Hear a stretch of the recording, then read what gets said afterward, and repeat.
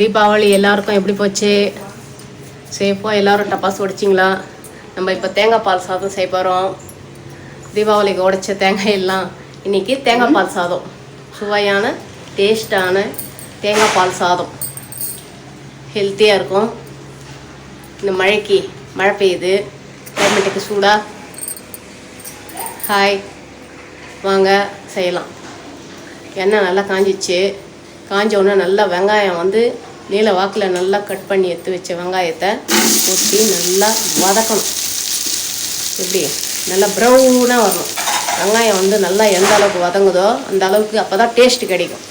வெங்காயத்தை கூட எல்லாத்தையுமே பச்சை மிளகா, பட்டை, லவங்கம், கிராம்பு, சோம்பு எல்லாமே எல்லாத்தையும் போட்டு நல்லா ஒரு கலக்கி தக்காளி நீல வாக்கில் அரிஞ்சு வச்சுருக்கிறோம். ஸ்பெஷல் ஐட்டம் வடை. இன்னைக்கு தக்காளி போட்டு நல்லா வதங்கிட்டோன்னு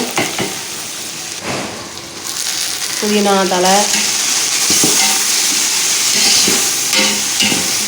புதினா போட்டு நல்லா வதக்கணும். வதங்கினோடனே நல்லா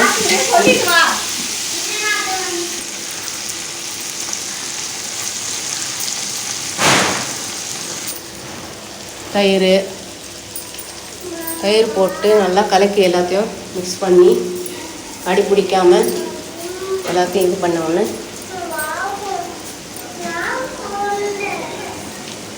சூப்பராக இருக்கும்.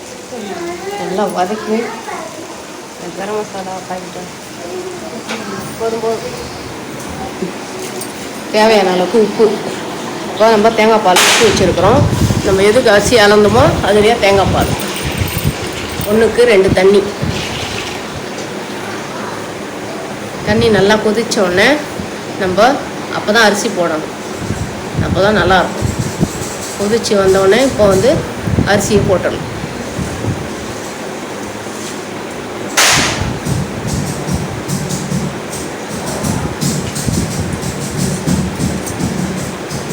அரிசி போட்டுட்டு நல்லா ஒரு கலக்கி பார்த்துட்டு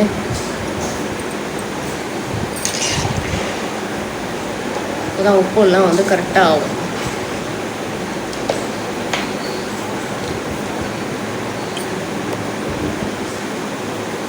பாருங்கள், சூப்பராக தேங்காய் பால் சாதம் ரெடி ஆகிடுச்சு. இதுக்கு நடுவில் கொத்தமல்லியை தூவி ஒரு கலக்கி தட்டு போட்டு மூடி வச்சுக்கணும். அவ்வளோதாங்க, செம்மையான தேங்காய் பால் சாதம் ரெடி. வாங்க சாப்பிடலாம். நீங்களும் பாருங்கள், சுவையான தேங்காய் பால் சாதம் ரெடி. டேஸ்டியான ஹெல்த்தியான ஒரு ரெசிபி, குயிக்காகவும் ரெடி ஆகிடும்.